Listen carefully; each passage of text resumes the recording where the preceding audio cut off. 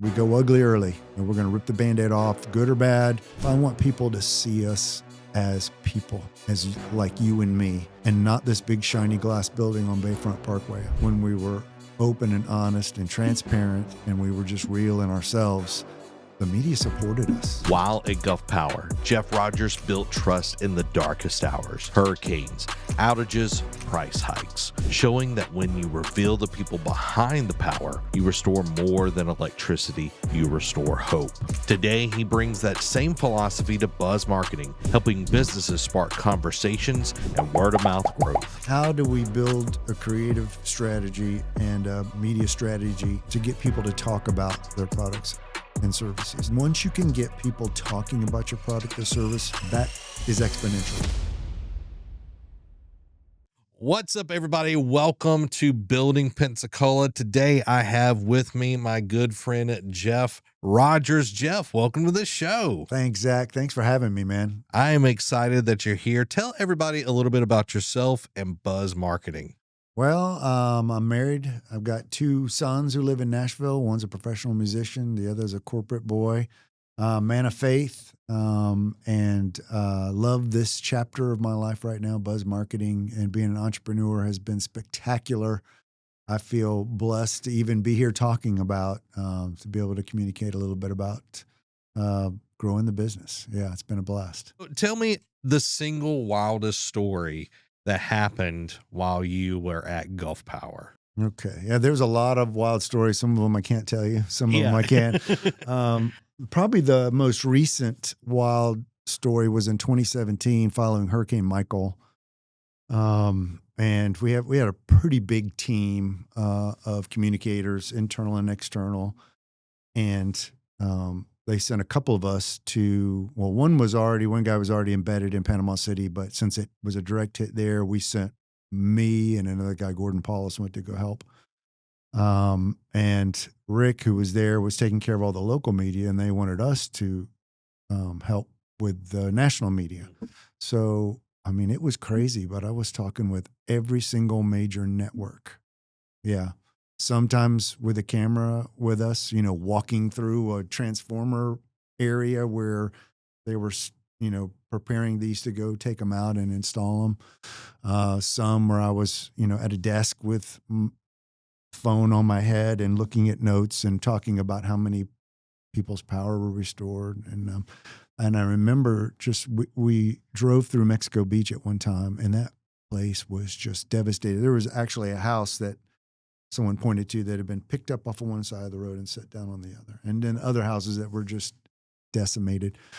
But, and you'd think it'd be really nerve-wracking talking to like CNBC or Fox News and all these news celebrities, that you hear about, but they're just normal guys. They're just trying to let people know what's going on. Yeah. So yeah, it was pretty crazy. Yeah. Like I had some students that came from Panama City over to Gulf Breeze, and they had like a solo ensemble over there, and we drove. I don't know why they had it over there. This was about a year after. Okay. But still, like the devastation of Michael, you can see it all over the places, boats like in trees and all of this. And I'm just like, I can only imagine what it was like on the ground for you and the crew that was there working. It was crazy because Panama City area had not been hit by a hurricane in a very long time. So their infrastructure was not robust enough to withstand what Michael just battered the heck out of it, and it was,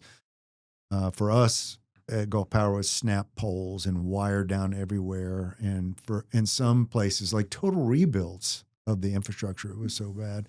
So it took a while, but I mean, hats off to the line crew out there. They were out there just grinding just about 24/7. To get the power back onto those folks. We always say restoring power and restoring hope. That was our line. So yeah. You are like, anytime power goes out, it's like, all right, what's going on? Like what happened? And as soon as you feel that kind of relief because we're dependent on it at this point. It was a fun time. And I have a lot of friends still there, a lot of friends that left and moved on. And it was a great place to work. So after decades of hurricanes and outages and thunderstorms and all of that, what's the golden rule that you've developed for talking about crisis to the public? Sure. Number one is be prepared. Have your communication points approved at the highest level, so they can let you loose to go and talk. Number two is be fully transparent.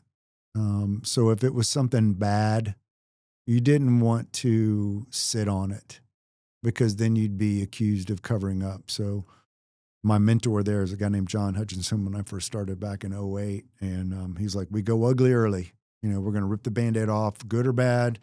We always want to be transparent. And he was a really neat guy. His focus was, he's like, Jeff, I want people to see us as people, as like you and me, and not this big shiny glass building on Bayfront Parkway. I want them to see the linemen. I want them to see the people in customer service that work so hard. Because if we have to raise rates, it's hard to hate a company if you really love the people. And if we can help them understand why we're raising rates, like if it's a natural gas prices go up or they're building a scrubber for the plant, if we can make them understand that and they like us, then we're doing well. I want to speak on that because, like, you think of Netflix. Netflix continues to go up, and you think of it just as a company. You don't think of it as Jeff, Mm-hmm. Yeah. you know? And how did y'all go about doing that? Like, I know you said, like, showing the lineman and all of that, but how is that, like, the plan that y'all put in place? How was that? It was being very available to the media and building relationships with them, being very visible in the community. When I was there, we launched the first social media page for Gulf Power. So it was pushing out images and a brand that was more than just power. It was the people behind the power. It was the linemen. They were the star of the role, the starring role in this cast that we were putting out there for everybody. And of course the customer service folks, and just telling the company story, and in years past, it hadn't been so open like that. It was more of, we're moving these things in the background and they don't need to know about all that, but we found when we were open and honest and transparent and we were just real in ourselves, the media supported us. They did. I mean, there was a time way back before my time where they would have been hostile toward Gulf Power and looking for blame and why, you're doing the wrong thing and you're not for us. And that really turned around over my time there. I credit John with that, John Hutchinson. People don't connect with brands, like they don't connect with the logo. I remember, wasn't the logo used to be red? Yeah. It was red. Yeah. Yeah, it was like a red triangle or something. Like, I remember that for the longest time, and then it rebranded and everything. But people don't connect with a logo, not with a mark. Yeah, but with a brand, which to me, a brand is, as you know, is more than a mark. It really is. It's a company's promise to their customers of the service they'll receive, of the feeling they have, of the product they get. Yeah, it really is. Like, think about Nike and Jordan. Before Jordan came around, Nike wasn't really much. It was just kind of this like offshoot company. It was struggling in a way. And then when they connected Jordan, they started building together. Then it was synonymous with being a champion. Absolutely. And that's kind of what y'all were able to do with Gulf Power, is y'all were humanizing this big company. You nailed it. Humanizing it. Where it didn't have a face before, we're putting a human face on it. Yeah. And I think so many people miss that. Even now, like with many companies, they get too focused on the quarterly return and not focused enough on the people. Yeah. Trying to hit KPIs and trying to do all of this. And it's like, are you really reaching the people, like your target demographic? Are you actually reaching them and making them feel seen and heard? Yeah.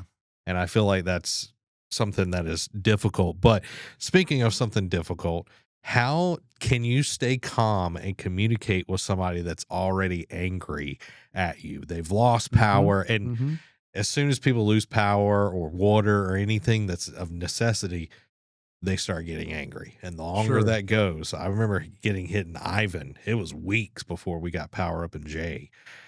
So how do you do that? I will let you in on a superpower of communication when people are angry. or maybe misinformed, or maybe have the wrong idea, or maybe the right idea, is just listen. That's the superpower. You listen, and you truly listen to understand and empathize with them, communicate back what you're hearing from them. And it's like magic. They feel heard. They feel valued because you've just echoed back their points to them. You are empathizing with them. Well, sure, I wouldn't want to have my power out for that long either, or whatever the issue is. I teach a class at Waterfront Life Builder class on communication, just Communication 101. And that's the very first thing we talk about is the number one thing in communication is being able to listen, and how you could avoid, fights with your loved ones or misunderstandings with your boss or your coworker, or just by listening. I tell them, and you could have the upper hand anytime you want. Just listen. And when they know that you're truly listening to them, it changes their whole demeanor. It really does. Because most people listen to respond. Exactly. And they're ready to talk before you're even finished. Yeah, they're ready to go. You can see it, They're ready to either jump in and say their point or defend themselves. That's right. But they're not listening. It disarms them. Yeah. Yeah. So talk about empathy. Like, how do you feel like empathy can, because I feel like a lot of people don't use empathy. They'll use sympathy. Oh, poor you. But they don't actually know or use empathy. Sure. So really trying to put yourself in the other person's shoes, understand where they are, their station in life, where they're coming from, what's going on. Try to, and you can do that by asking questions and listening, asking questions and listening. And it's very powerful. So ask more questions than you're actually speaking. You're going to listen more than you speak. Absolutely. That is, and a lot of times they just want to be heard. That's it. That is huge. Yeah. That's huge. I hope everyone can take that and use it, because I know it's a superpower. Yeah. I know my wife would definitely want that. I'm not great at it, but I can tell you that's what you need to do, right? So how do you break bad news to the public? Or, it could be constituents, it could be customers. How do you break bad news? And I know you kind of already said we're going to show the ugly first, but how do you go about that? Kind of walk us through crafting that. You need to be honest. We don't have to tell them everything. Yeah. Right. Go ugly early. So make sure you're being totally transparent, because if I'm standing across from a reporter and I'm just blowing smoke, they're going to know it, and then I'm losing credibility. But if I'm upfront and honest with them and breaking bad news to public, say it's a price increase, or trying to think of what else, bad kind of news you could get, whatever it is, if you run from it, it's going to chase you. But if you face it right away, it's going to be so much better. It'll hurt for a day, and then the hurt will be over, and then you just start building back again. I heard someone say this few months ago, and it stuck with me. When you have a problem or a situation, it's done like that. And you can either wallow in the crap or you can have the solution. And a lot of us, because it's easier to kind of wallow in it. It's enjoyable sometimes. Yeah. It's like, oh, well, they don't know. Yeah. And then you're covered in it. And it lingers and lingers and lingers. Yeah. And then you smell like poo. Yeah.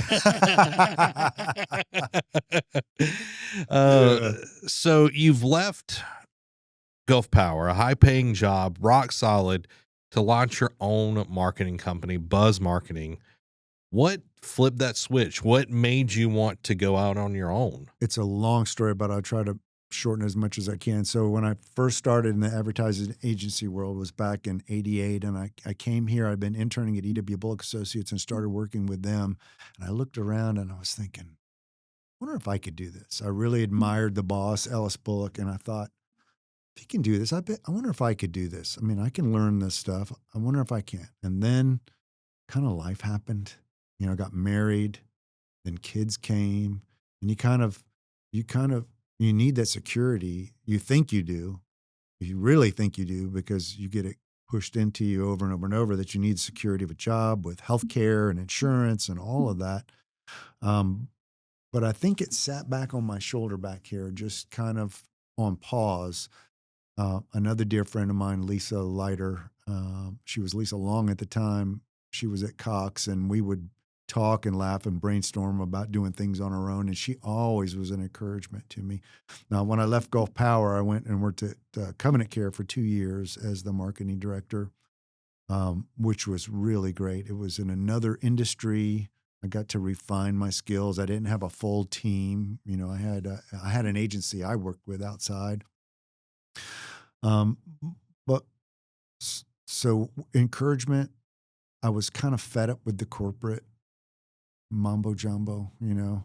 I don't know how else to describe it, but it's just, it wears on you. Call them the golden handcuffs, you know, and you're kind of stuck having to do what you have to do because they're paying you so much money, and it's great, you know, and I stayed. Um, but without a doubt, this is the best chapter in my career, without a doubt. So after I've been at Covenant Care a couple of years, it's a great company, fantastic company. I really started feeling the pull, and that Lisa Leiter started talking to me. She's like, "You're not happy there, are you? You're ready to start this thing, aren't you? You're ready." And we kept talking and talking. I got more ready and talked to my wife, and she was giving me the, you know, HQ, got the okay from HQ. And then Lisa called, and I had already given my notice, and she said, "Well, I have no more bandwidth, and I have this client that needs help, and I'm gonna tell him to call you." And I said, "Well, I'm not even really started." She goes, "That's okay."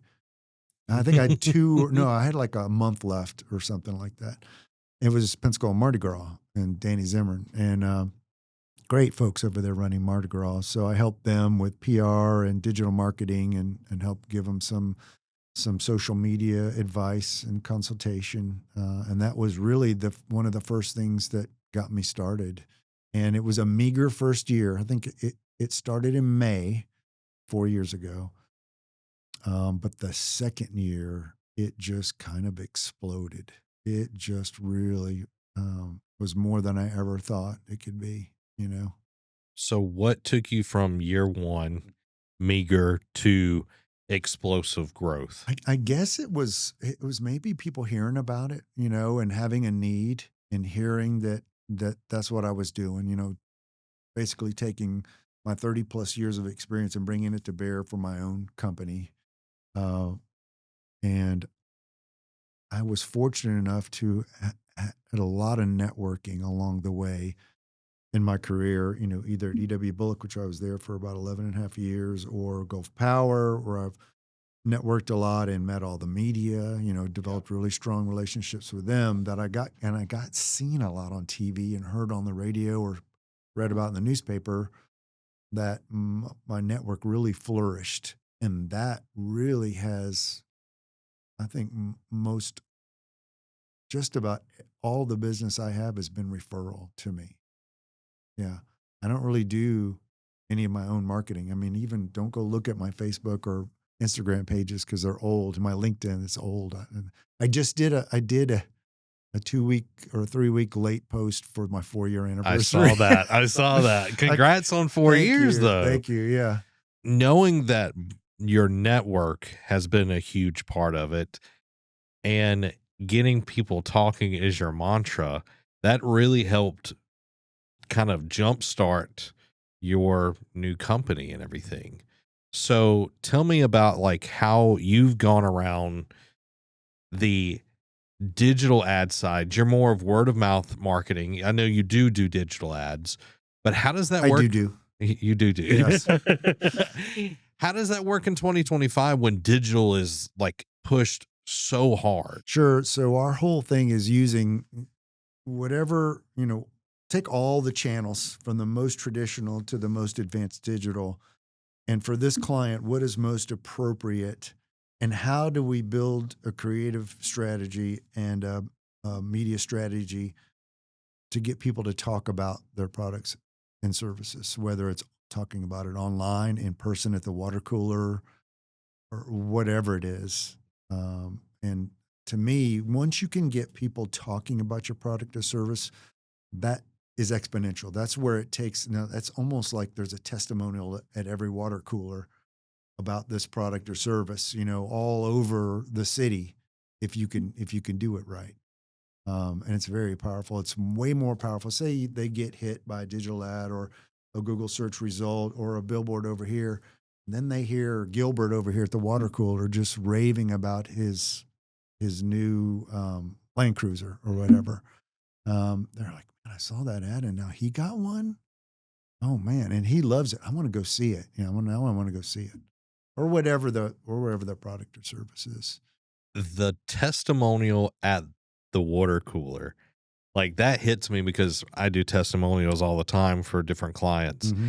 And it's like, okay, it's digital, it's very powerful, but the people that I trust, if they say, "Hey, you'll like this movie," they know my taste and they're raving about it, it just makes me want to go watch Mm-hmm. that movie. Mm-hmm.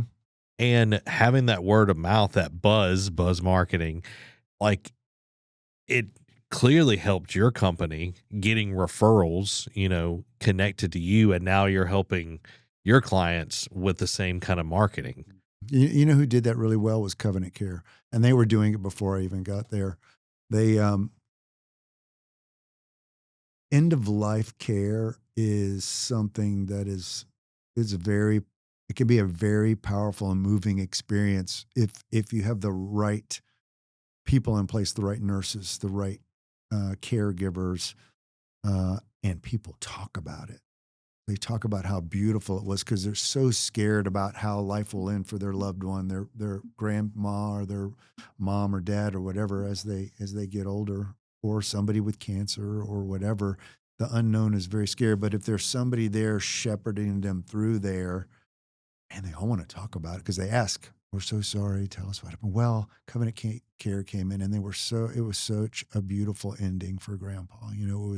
It was with dignity, and he was a veteran, and they honored him with this plaque, and did all this stuff, and it's more than they ever thought it could be. Things like that made people talk. Mm. It sounds like unreasonable hospitality at that point, It is. going above and beyond. And I think it's a lot more than tactics too. I mean, when I'm working with my clients, I'm trying to think like an employee in their business of how we could do better. So things like that, where you're the above and the above and beyond. How do we take this service to the next level? How do we offer it even better? How do we make people talk about how great this is? What a great experience. Do you find other marketers think that way, that they think from the employee side of the company that they're marketing for? They should. I mean, to me, everyone should think like they have a stake in the business, like they're part owner in the business. I think it helps them to to think more strategically about outcomes and to give it a better priority and more importance in what they offer them. What is your view on billboards? Yeah, How do you see those in the landscape? billboards are great. I mean, there's a place for everything. In this market, billboards are very cost effective. And I would use them as part of a robust campaign, depending on the budget. Now, if you got a Yeah. wee small budget, then you're going to want to get the basics. You want to get the Google done and the Google ads and the search, and maybe a little digital. But as your budget grows, then sure you want to add in other impactful reminders, more impressions like a digital billboard, or maybe even. I mean, there are times. We did a grand opening for the Jeremiah's Italian Ice on 9 Mile. Mm. We had radio buy and radio remote. So yeah, if you have the budget and you have the right mix of tactics that make sense for that customer, I mean, I would recommend, from the most traditional to the most advanced, and what makes sense when you put it together, including press releases. It's press releases are different in this day and age. You can't just send a press release out and expect it to get picked up. Those reporters have thousands of emails in their inboxes. And so you really have to work it. I mean, it's more than just distributing it. You got to pick up the phone. You got to text, "Hey, did you get this? Do you have any questions?" And almost like You feel like you're being the squeaky wheel a little bit, but a lot of times they appreciate it. Like, oh, wow, uh, we missed this totally. Thank you. You know, Yeah. The squeaky wheel does get the grease. it does. You can't be afraid to be a little squeaky. No, Yeah. no. Yeah. Talk to me through, you said different kind of campaigns. Give me like the top three, like small, medium, large, like kind of give me an overview of what that would look like between the three, like the big boy, the medium, and the small. So a big boy like Gulf Power did all of the above. You know, they have probably still about 500,000 customers. Well, now it's FPL, so it's a little different. So let's roll back in time to Gulf Power. They had about 500,000 customers, and it was all of the above. It was press releases, it was billboards, it was TV, it was internet, it was digital ads, it was a full court press to get the word out on many things, but a lot of it was their energy efficiency program, so people could save money on their, you know, just by doing simple insulation type things or windows or with their air conditioner, how where they set the air conditioner. So all of that stuff um, through a very multimedia type thing, and then you could take the very smallest. The very smallest would be, well, number one, if you don't have a Google business profile, you need to get a Google business profile and exploit it. It's free. It's low hanging fruit. Add to that Google Ads. Add to that Meta Ads, and then keep building, building, building. I mean, companies can start small. They don't have to come out of the box with $10,000 a month. They can come out of the box with $1,000 a month. And they can see in today's day and age with digital, they can see their ROI. It's not just guessing of how many people saw the billboard, or although they do have traffic counts. There's a direct, here's how many impressions, here's how many people click through. When they click through, here's the things that they did. They filled out a lead gen form. They made a phone call to you. So the something I've seen that is kind of magical is when you are really working the business profile, like you're doing the posts, the events, you're adding photos, you're adding keywords in all of your posts and content there. And then you jump off and do ads from that. Like Google sees you really engaging with their product, and I really see better search results when you do that. As opposed to just, I got a profile, but I'm not working it, and I'm going to run the ads. It's like they work in tandem, feeding the Google beast. People say, feed the beast, SEO. I think SEO is definitely long game for people that are listening that are wanting marketing. Like SEO is long game, but my business profile is, I agree with you, easy wins. Like just be active, and because a lot of businesses set it and forget it. Right. And that's the last time And they it's do so it. easy. I mean, I tell some clients, they want to do it themselves. Okay, that's fine. Just do 1 or 2 posts a week and just do it. Make sure you do it. Set it on your calendar and do it. Put video up, do this, make sure that you're taking your keywords and you're weaving them into your descriptions when you do your posts or even your events. Weave them in there because all that's feeding the Google beast. And it's free, basically. I mean, what is it? 5 minutes, 10 minutes to do a quick post, 15 max. Yeah, and you can do that when you're sitting on the couch, Yeah. Eating Absolutely. Doritos or whatever. So what numbers tell you that word of mouth campaigns are winning? Google Analytics. I mean, the sales figures from the customer. It's kind of hard to know when people are talking. You see it in Google reviews, which are great. I think that's a word of mouth. It's a digital word of mouth. That's a good measure. That's something I encourage everybody to do, is respond to every review, good and bad. I mean, someone gives you a bad review, go in there, and if it's your fault, do a mea culpa, offer them something, have something ready you can just copy and paste in there, because more than likely people may see some stars and see that, but then they see the white knight coming in and adding a reasonability and a rationality to this whole thing, where this person who's angry is irrational, and you're saying, oh, we're so sorry. Please come into the store and we want to make a right. Call this number, and then we're going to take care of you. what else would somebody want to hear? It's Yeah. great.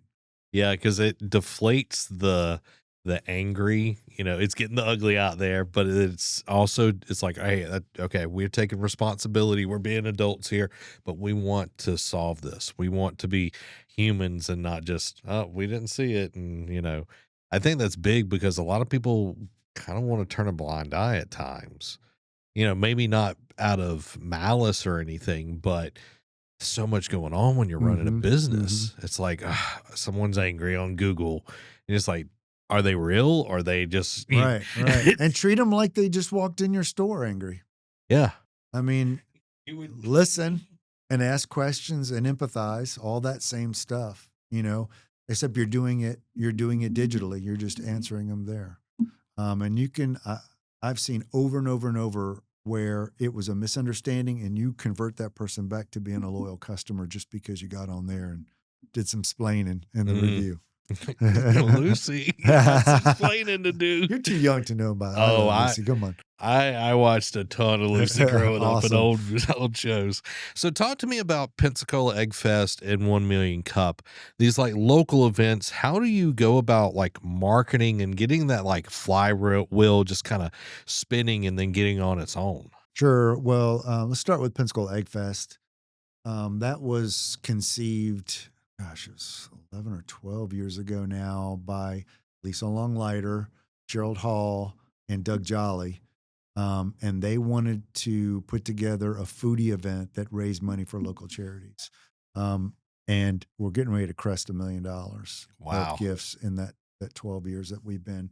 And I mean, it's not really even about selling green eggs. We sell a lot, but and Green Egg makes a little bit of money. They donate a lot. They sell the demo eggs, and that's all part of it. I finally bought one. I was very intimidated about it, but it's really not that bad, and I love cooking on it.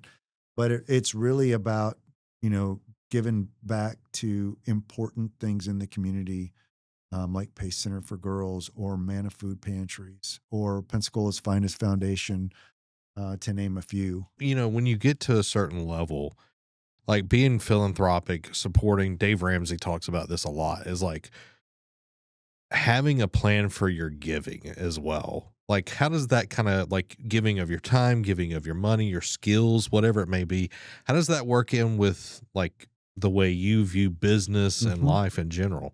I think the more generous you are with your time in your life, I think the happier you are, the more engaged you feel, the less you think about yourself. Mm. I mean, that's why I do it. I mean, I want to help others. I want to build up other folks and give people hope.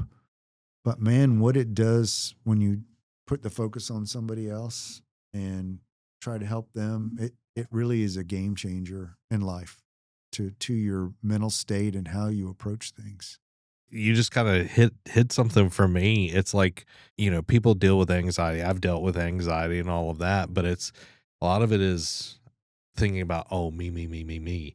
But when I do help other people, I'm not worried about myself. That's right. That's the key, man. That is the key. Service.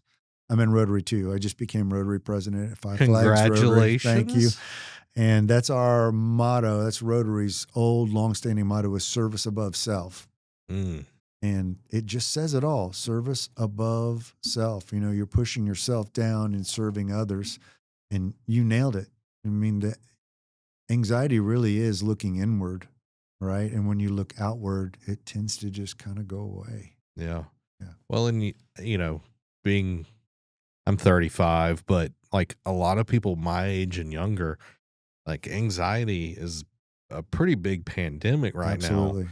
And there's definitely like legitimate stuff there, but we've been taught, oh, how do you feel? How, like all of this kind of stuff. And I feel like we're not pushed to serve others as much. It's more of a me, a now kind of thing. Everything is fast, easy. Absolutely. Yeah. And you can definitely see that with a lot of people's mental health. And I've definitely fallen into that as well. But that really hit me. That really hit me. I'm a big proponent for making time for others, whether it's serving on a board, if it's working in a soup kitchen or serving in some kind of a civic organization, I get more blessed from those guys at Waterfront Rescue Mission, I think, than they do get from me. And I'm really there to teach them how to be able to tell their story so they can help somebody else. They're there seeking recovery of their life, of their family, sobriety, and they all have stories to tell, but they feel kind of worthless, you know. And I go in and I tell them this, and I don't think they've ever heard this before.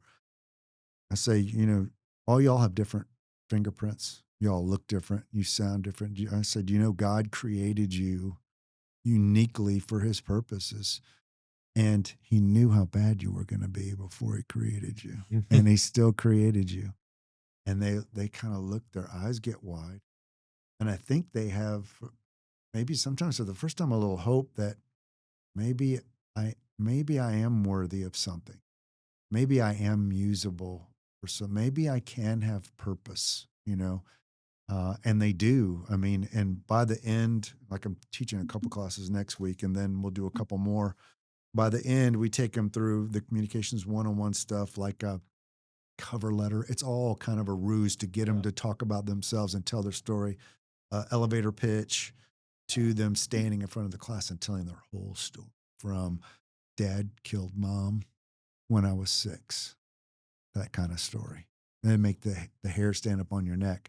And then I started drinking at 7, and dad offered me my first drink. That's the stories you hear. And then they hear each other telling those stories, and they realize he's just like me. He has the same exact background I do. I remember my dad beat my mom. And so they had this, like I tell them, when you guys finish this program, you will be closer than blood brothers because you're going through this. I tell the story about Band of Brothers, why it's called Band of Brothers, because of what they go through together, become stronger than brothers. And they're like best buds, and they keep in touch after. And not all of them succeed. Some of them go back multiple times, and some of them are doing great. That vulnerability, It's tough. especially like I think with guys, like we're taught, you can't cry, you got to have everything together. Between guys that feels that way, but even the world, like you feel like you have to be Superman, and it's like that's tough because sometimes you need a Superman, That's so true. I mean, it is neat. There are some guys that won't ever open up at Waterfront. They just, not many, but some just don't feel like they're ready, maybe. It hurts too bad. And it's like peeling off these layers of an onion that gets to this really horrible place for them, you know. But the counselors there are great. They help them go through that, go through their past trauma and deal with it every day so they can get better. Because all they're doing is masking trauma with their addictions. You've brought up some faith, and your beliefs and everything. How does your faith play into like your leadership style? It's interesting. I guess it's a servant leadership, and maybe Jesus was a servant leader. Mm-hmm. Um, um, I try every day to get on my knees and ask to do the right things and say the right things and to look for where God is at work so I can join in that work. It certainly played a really big part in the formation of Buzz Marketing because I was terrified, and I had this when I finally got to pull the trigger, man, I had this real peace. And I had these people coming out of the word work saying, you need to do this. Almost like they didn't say God told me you need this, but they're like, they're spiritual leaders. And they're like, you need to do this. Okay. So, yeah, I'm very thankful. I feel very, very blessed just to even being here talking with you. And certainly that the Buzz Marketing has made it 4 years is amazing. And definitely God saved the best chapter of my career for the last chapter. If it is the last chapter, it may not be. I'm only 59. There's a few more good years left in me. Who knows? So for all the entrepreneurs, business leaders, people that are wanting to go out there and might be in the same position. They've got those golden handcuffs on. You know, it's like, oh man, I'm really secure. I've got all the health and like I got everything that I could have except for freedom and what I want to do. What would you tell them? Save up a nest egg so that you can give yourself some freedom. Keep the golden handcuffs on for another 5 years and plan your out. And have a nest egg that you're not afraid to burn through. Have a good business plan. Get counsel from a lot of people. Talk to a lot of people on how it works. I was fortunate that I'm just going into the same business, really, that I've done my whole life. So it wasn't rocket science. It was just like second nature to me. Some people may be embarking on a whole new entrepreneurship, you know, a whole new launch startup of something they've never done before. And you got to, if you want to do it and you feel it, you just have to prepare for it and then launch. And then once it's the scary part, launching, and then just keep moving forward, you know. Before we get into rapid fire questions, they've launched. Okay. How do they get, like, because I created my own business and thought the work's just going to come to me, you know? Yeah. So how would you tell them, okay, they might do the Google Business My Profile or my Google Business Profile. How do they get the word out? That's where the relationships come in, man. And that cultivating relationships makes the world go round on many different levels. And a great side effect of that, a great benefit of that is that it could lead to business because people trust you. You build credibility over an extended period of time, and then you offer a widget or a service and they need that. They're like, oh, that's cool. I kind of want that. And I like Zach. He's cool. You know, I know him. I feel like I know he's a really good guy. So I want to do business with him because I don't want to do business with this company from overseas. I don't even know the guy. You know, I don't know if I could trust him. I think it comes back down to networking, and it's not just going to networking events. It's building true relationships. It is. And I was not really good at that when I was young. I was don't terrified of it. I was. I was never on this side of the mic or the front side of the camera. I was always the guy behind the scenes, you know, coaching or writing scripts or whatever. And so being out in the community, I wasn't ever out there. And I think I would credit a couple of people. My first boss, Ellis Bullock, got me involved in Rotary 23 years ago. And that kind of spurred to a lot of other things. I was on the YMCA board of directors and probably, you know, just about almost every charitable organization in town I've been involved with in some form or fashion or on the board, giving back. And all of that is networking. So I don't do it because I think I'm going to get business. I do it because it's the right thing to do. And the business seems to come because of it, which is kind of nice. Planting the seeds. Yeah. You know? Yeah, for sure. So let's jump into rapid fire. Okay, rapid fire. Here we go. What is your dream car? I know you're a car guy. I have a couple of them. I'm a big car guy. In fact, see my hands right now. I just got not a brand new, an 07 LC 100 Land Cruiser. Ooh. Yeah, one of my dream cars. And I actually worked on a look. I just got it this morning. Like it just got delivered on a trailer this morning. Today is a good day. It's a great day. It's a happy day. And so that's one. I've been dreaming about that for probably 20 years. And I finally got it. So it's old with a lot of miles, but it's a lot of fun. It looks really cool. I'll show it to you after. And another one of my dream cars I had, and I sold it and I wish I hadn't, but that was a Volkswagen Golf R, which is basically a GTI on steroids. It's a 300 horsepower all-wheel drive rocket. Yeah, it was a lot of fun. And that was my first new car ever that I got. It was in 2017. Yeah, because it was a 2017. Yeah. Yeah, I do love cars. I love working on them even more than cars. And I love older cars because there's something to work on. It's kind of therapeutic out there, you know, and being able to help other people. I have the Raj Garage. So if you ever need anything, brakes, anything on your car, you bring it for free to the Raj Garage. You got to buy your own parts, and I'll help. I love it. Yeah, I've had a bunch of friends over. So, what is your favorite song to play on the trumpet? Oh boy, let's see. be a solo. It's not the Abrams. I don't do a lot of solo stuff, but I would say with Bay Bridge Band, we play a lot of really cool 60s, 70s, 80s horn band stuff. In the Stone, we did that. That's really good. In the Stone is one of my favorites of all time. Long Train Running. Yeah. Doobie Brothers did a live version with horns, and we do that. It's really cool. They pay homage to Tower Power horns and that. Would you rather have a grilled cheese or a taco made exactly all day long? How do you make it? I would eat so many tacos. I would eat 10 tacos if you put them in front of me. What is the way you They're want to just make basic tacos, like ground beef. And of course you got to have cheese. You got to have a lot of sour cream and guacamole and the little tomato things on there. And I would just nosh on those things. Like if you put them in those little holders right here, you put 10, I would sit there and eat every one of them. Well, we know what to get you now. Yeah. I like grilled cheeses. I have nothing against a grilled cheese. Yeah, but a taco, you know. Tacos are something special, man. You're a man after my own heart, Jeff. What's Mamas and Papas? Man, they got some good tacos down there on Olive. Oh, man, you got to go.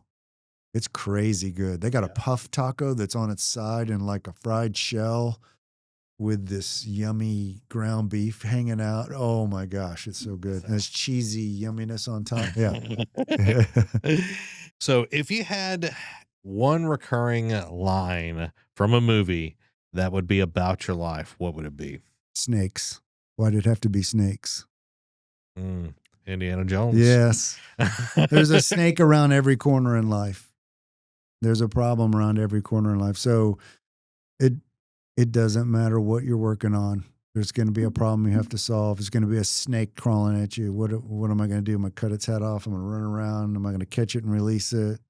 Am I going to bring something else to eat it? Am I going to give it a mouse and distract it while I go and do something else?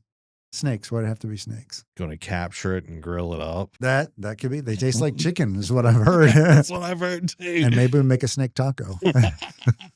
That's what we'll get him. We'll get you a snake taco.